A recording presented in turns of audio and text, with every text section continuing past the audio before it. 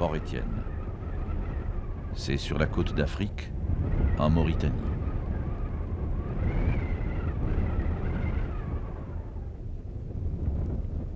Du sable, la mer, du soleil.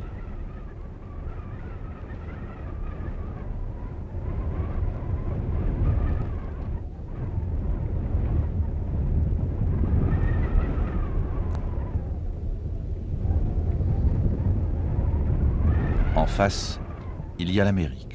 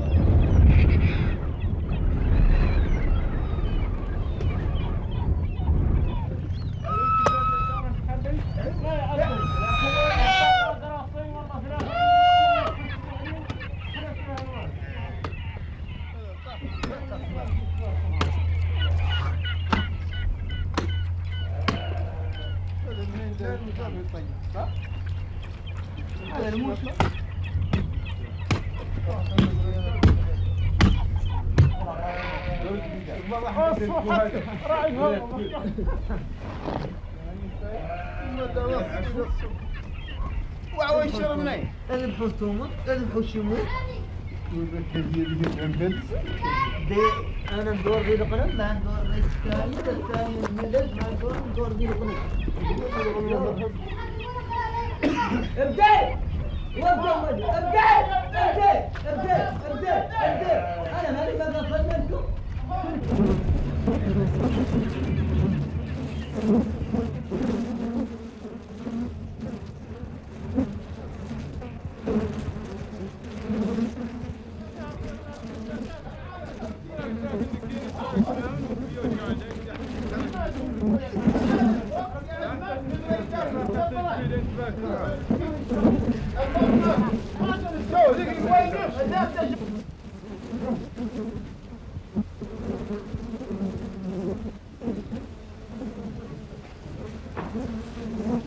Par exemple, ce foie par exemple est à saisir parce qu'il a des abcès miliaires, donc infection parasitaire, voyez. C'est du chameau de quel âge? Oh, c'est un chameau de 5-6 ans celui-là. Vous en tuez combien par jour ici? Oh, ça dépend. De 6 à 7 chameaux et quelquefois on arrive à 2-3 avec un nombre de 43 moutons quelquefois et toute la viande est finie avant 13-14 heures. Et dans les prélèvements que vous faites ou les inspections que vous faites maintenant, qu'est-ce que vous trouvez? Nous trouvons de différents abcès, des différentes affections parasitaires comme je viens de saisir ce foie avec des abcès miliaires. Donc, ça sont des moutons qui nous viennent du sud. Alors, là, vous venez de saisir un foie, dites-vous. Quelle est la conséquence? C'est que la bête n'est pas consommable? C'est que la bête est consommable, mais le membre lui-même est saisi. C'est-à-dire, on fait des saisies locales. Par exemple, le foie avec ses affections d'abcès miliaires, nous l'avons saisi tout à l'heure. Et si je rencontre un cœur ou un rein ou quelque chose comme ça, je peux saisir sans pour autant saisir l'animal en totalité. Mais ce qui fait que vous êtes censé sonder tous les cœurs, tous les reins des bêtes qui sont là. C'est cela. Et vous faites ça tous les jours? Tous les jours, monsieur. Obligatoirement.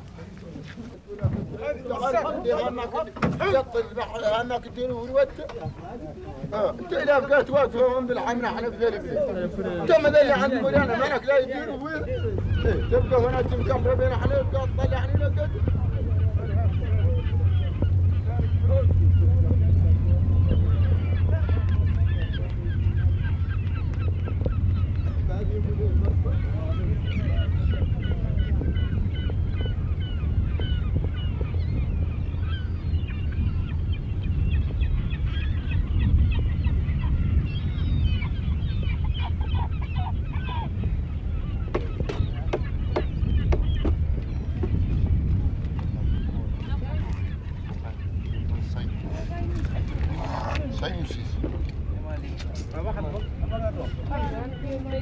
Les femmes mauritaniennes, les femmes d'ici ne sont pas tellement évoluées, il n'y en a pas tellement qui pratiquent quand même un métier. Les femmes sont plutôt orientées vers la maison, le ménage, rester chez elles. elles n'ont pas d'éducation, c'est-à-dire elles n'ont pas été à l'école et de ce fait ne peuvent pas aller au travail ni faire tout ce qui est travail de bureau ou même fréquenter le vrai monde.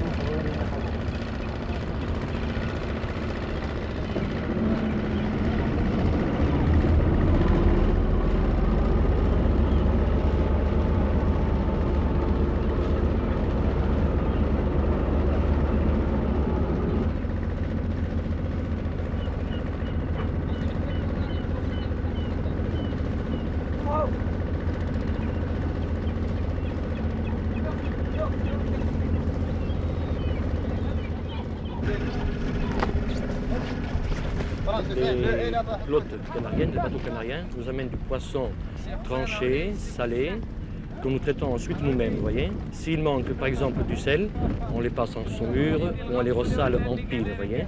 Alors ensuite, on les trie par variété, par espèce, c'est-à-dire, et on les met sur les clés au séchage.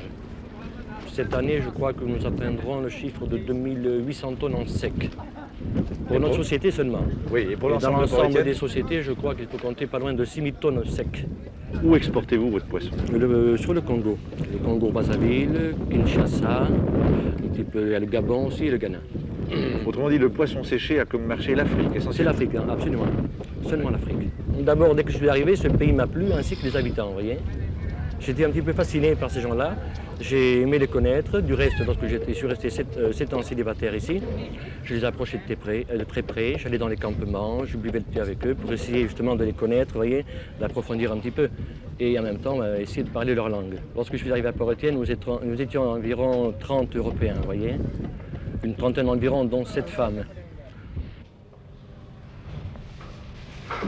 La vocation de Port-Étienne, c'est une vocation essentiellement de pêche. D'où ce laboratoire, effectivement, qui avait été créé ici vers les années 50, qui avait donc pour mission essentiellement d'étudier les possibilités d'extension de la pêche ici dans la région de Port-Étienne. Est-ce que vous vous sentez isolé du reste du monde? Isolé, non. Non, pas du tout. Pas du tout, enfin... Non. Ça vous paraît normal? Vous avez vécu en Europe? J'ai vécu en Europe, oui. J'ai vécu une dizaine d'années en Europe. Quelle est la différence? Eh bien, vous avez peut-être moins de facilité, si vous voulez, qu'en Europe. Mais enfin, vous avez moins de tracasseries aussi. La vie est plus calme ici, elle est plus équilibrée, elle est mieux dosée. Vous avez peut-être des difficultés de ravitaillement, ou des difficultés de ceci, il vous manque toujours un petit truc à acheter, ne serait-ce que pour votre travail ou pour votre consommation personnelle. Vous avez du mal à le trouver, mais enfin, c'est, si vous voulez, le genre de petits problèmes qu'il y a comme différence entre ici et l'Europe. Vous avez besoin d'aller au cinéma, bon, vous n'avez pas toujours le choix de votre film, enfin, ça c'est des choses auxquelles on s'habitue et en conséquence on change ses distractions, on modifie, si vous voulez, son activité dans un autre sens. Je lis. Je vais au cinéma de temps en temps, je sors les dimanches, je vais me promener à la baie de l'Étoile, je joue au football parce que j'aime beaucoup le football, c'est un sport que j'aime énormément. J'éprouve un plaisir à le faire, je me maintiens en condition à cause de ça et de temps en temps je fais l'arbitre quand il y a un match entre jeunes.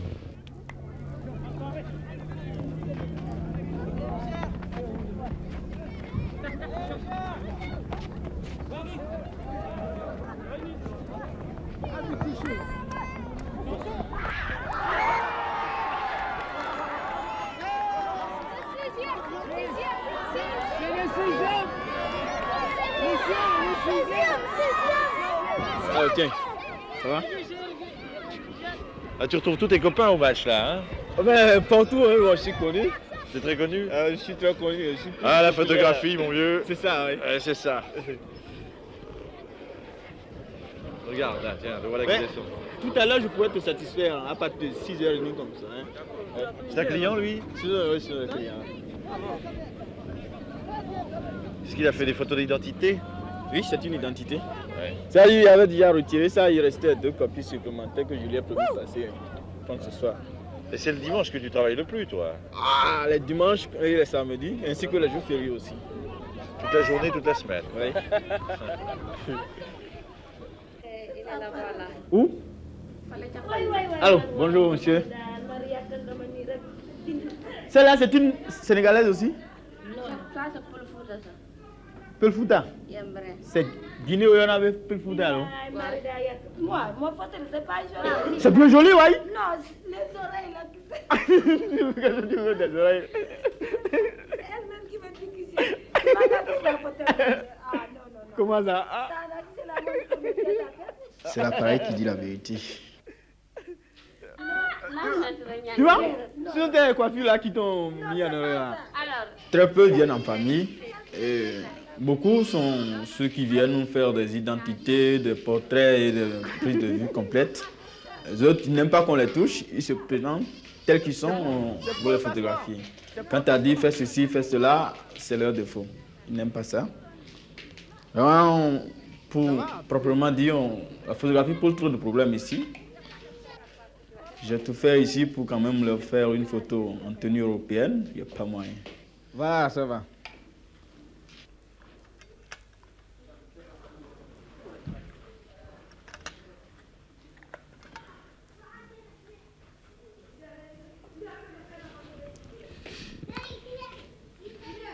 Attention, ne bougez pas, un léger sourire, regardez bien dedans. Hein. Ici, les gens bien aisés, ils ne se font pas voir. C'est à peine qu'on arrive à les distinguer, en tout cas. Ah oui? Oui, la majorité des autochtones, ils sont tous bien, ils sont bien aisés. Allez me brancher ça là-bas. C'est disjoncté. Ils ont des loisirs. Attendez, hein. Alors, ces loisirs, c'est... Bon. C'est se promener un peu partout, dans les mêmes coins, faire va-et-vient. Et c'est tout. Ouais, leur laps de temps, ils le constatent pour prendre le thé. Très souvent. on boit souvent le thé ici. À chaque bout de minute, il faut qu'ils prennent le thé. Bon, maintenant vous restez debout.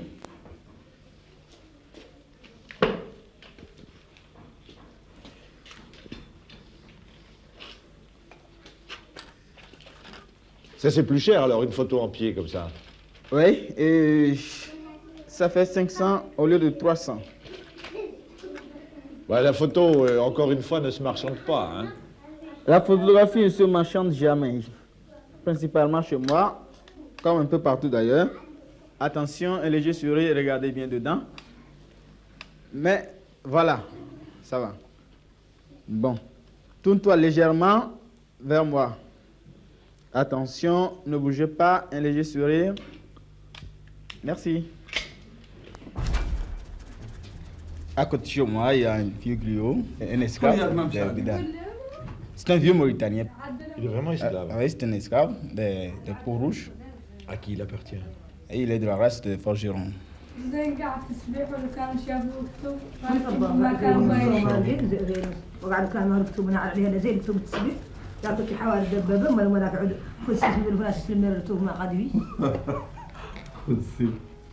Ça fait rire de le voir. C'est un type vraiment qui sait distraire les gens. Il est assez répandu d'ailleurs. Et ils invoquent les esprits. Ils disent voilà, ton père a été ceci, ta mère a été cela, etc., etc. Et les gens croient à ce qu'ils disent? Bien sûr, effectivement, ce sont des réalités.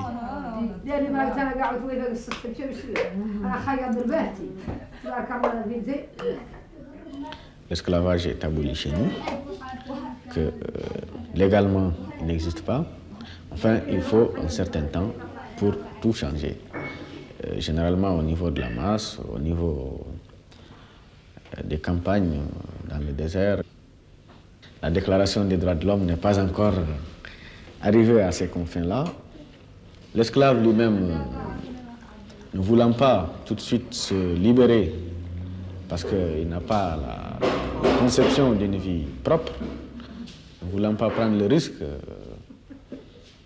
d'aller au hasard chercher du travail, alors que depuis des générations, il était habitué à travailler pour ce qu'il appelle son patron. Il a quelques réticences, si vous voulez, à se libérer tout de suite, acquérir une liberté dont il ne sait que faire. Il y a quand même des liens humains très grands entre l'esclave et son maître, qui font que généralement, il ne le commercialise pas.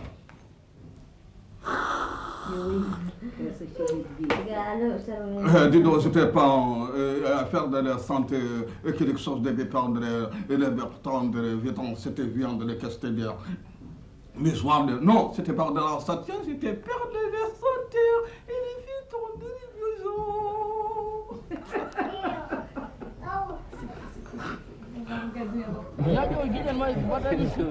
Port-Étienne n'aurait jamais existé si ça avait dépendu des Mauritaniens.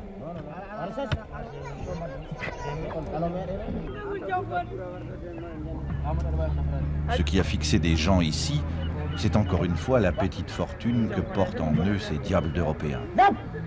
Ils ont d'abord pêché du poisson. D'autres n'ont pas tardé à l'apprendre. Il y a maintenant des flottilles russes, italiennes, françaises et même japonaises qui se disputent au large de cette côte africaine les restes d'un fabuleux trésor marin. Quand la pêche a commencé de décliner, on a trouvé du minerai de fer dans le désert. Le fer, c'est le deuxième souffle de Port-Étienne. Après, il faudra que les Blancs trouvent autre chose pour maintenir le nom de Port-Étienne sur la carte. Je crois quand même d'ici 3 ans, Port-Étienne serait quand même un pays appréciable. C'est un pays touristique d'ailleurs. Tout récemment, on a reçu des Russes, des Chinois, les Allemands, un peu de tout. Ça vient de temps à autre en tout cas. C'est un pays touristique. Oui, mais enfin, il n'y a pas d'arbres. Il n'y a pas d'arbres, évidemment. Il n'y a pas d'herbe. Non plus, puisqu'il ne pleut pas ici. Il pleut une fois par an. Longtemps? Longtemps. Une fois par an, c'est tout. C'est quoi, une fois par an? 5 minutes, un quart d'heure, 1 heure? Non, s'il veut pleuvoir, ça prend au moins 15 à 30 minutes de temps.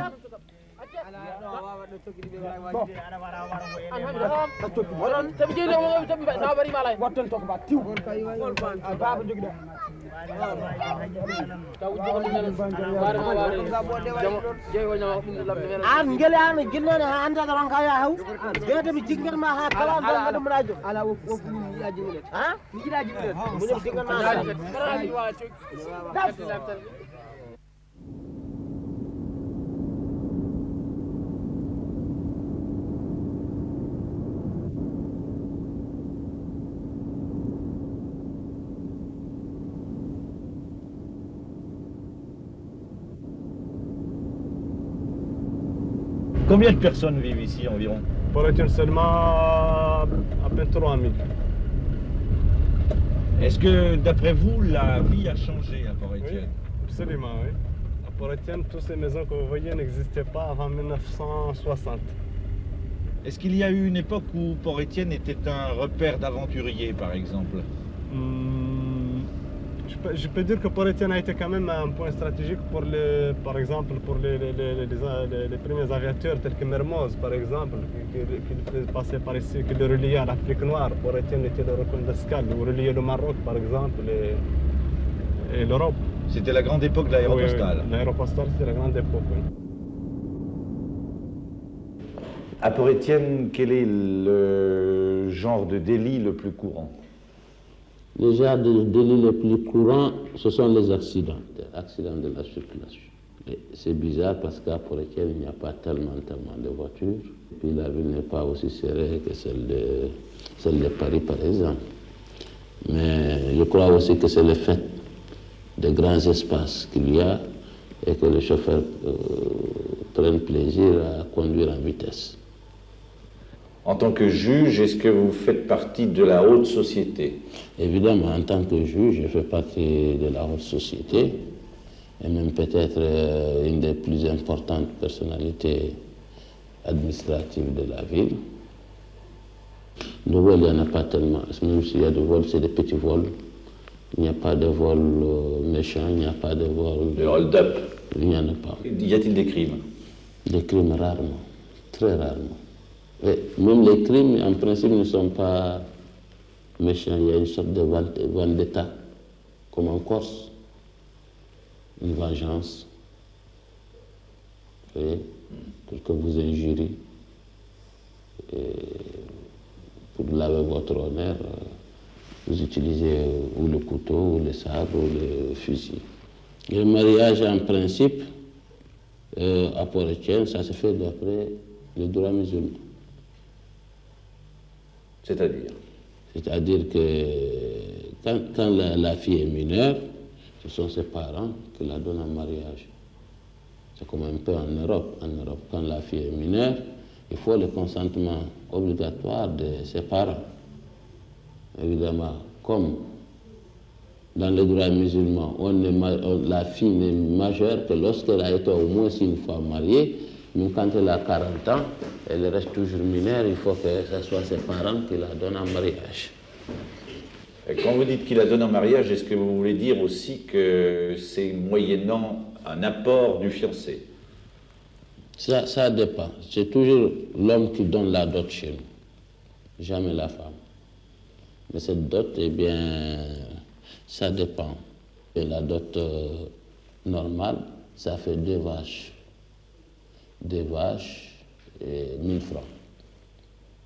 Et ces 1000 francs représentent dans le temps la valeur de 2 vaches. Ça faisait 4 vaches, alors ça fait 1000 francs et 2 vaches actuellement. Vous voyez? Est-ce que ça subsiste? Alors, ça existe, ça subsiste. On dit par exemple, vous donnez 2 vaches couchées, c'est-à-dire en argent, ce qui fait 1000 francs les 2 vaches couchées, et 2 vaches vivantes. Alors, si actuellement vous voulez rembourser le prix des vaches vivantes, ça vous fait 15 000 francs. Oui. Si vous n'avez pas de vaches à donner, vous pouvez donner à leur place 15 000 francs. C'est une question là, d'autres, c'est une question de coutume. Ça change d'une région à une autre de la Mauritanie.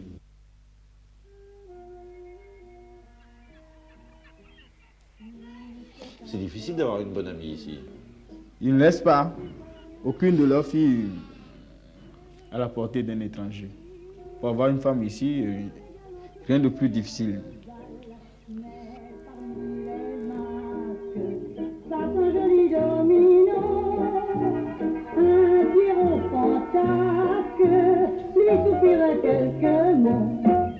Bon, eh bien, pour Didi, un petit whisky Coca-Cola. Voilà.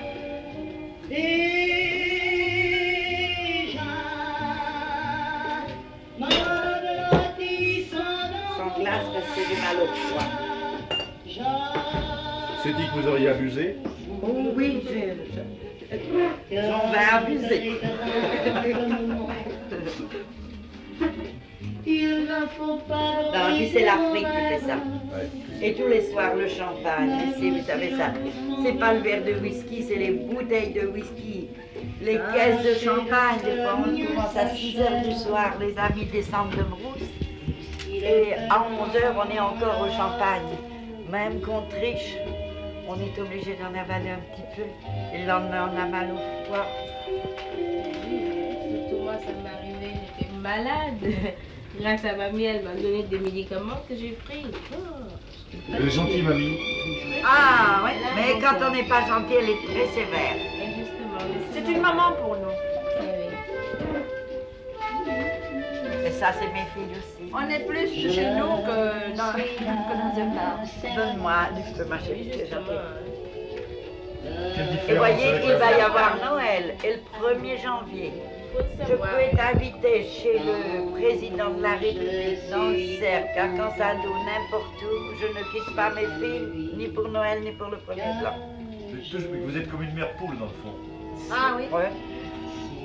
Parce qu'il y a, je gueule. Il faut que je gueule.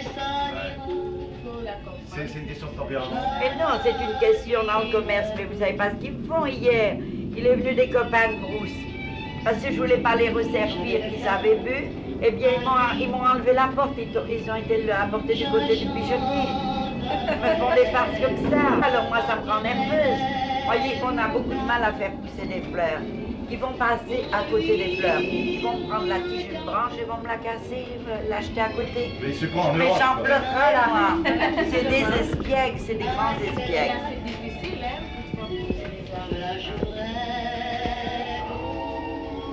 C'est des broussards, vous comprenez, ils ont besoin de se détendre.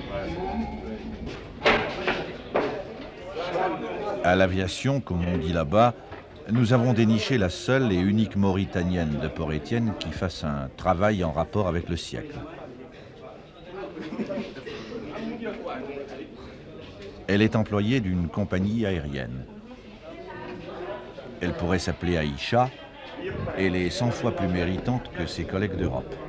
Parce que pour en arriver là, il lui a fallu briser aussi bien les barrières de l'islam qu'un certain racisme blanc qui se survit à lui-même envers et contre toutes les indépendances nationales. Nous avons emmené Aïcha dans le vieux hangar de bois construit à l'époque héroïque où Mermoz cherchait la route du Sud. C'est là qu'elle nous a dit ce qu'il en coûte de faire un métier moderne quand on est femme à Port-Étienne.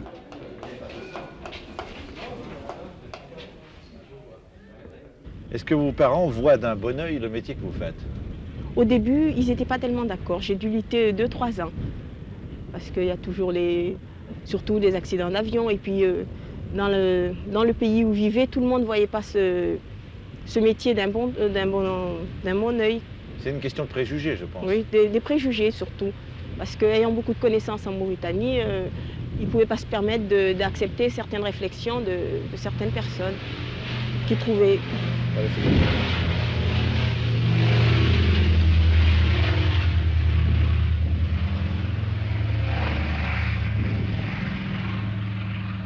Port-Étienne est une petite ville, alors les gens s'occupent surtout de ce que font les autres.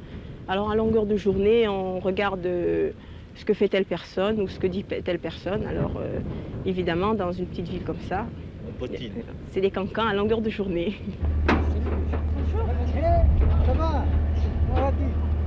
Les blancs d'ici, on les appelle les petits blancs. Qu'est-ce que ça veut dire? C'est surtout pour les gens qui sont arrivés en Mauritanie, qui ont construit un quartier, vous avez dû le remarquer, à 15 km d'ici, et qui sont surtout très racistes. Alors on les surnomme les petits blancs et ils ne sont pas tellement très aimés.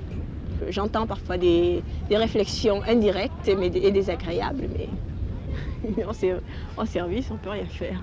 Maintenant je suis habituée, alors je fais semblant de ne pas comprendre et ça passe. Ceux-là, ils restent dans leur quartier, si vous voulez. Ils se fréquentent entre eux, malgré que... Même entre eux, ils ne s'entendent pas.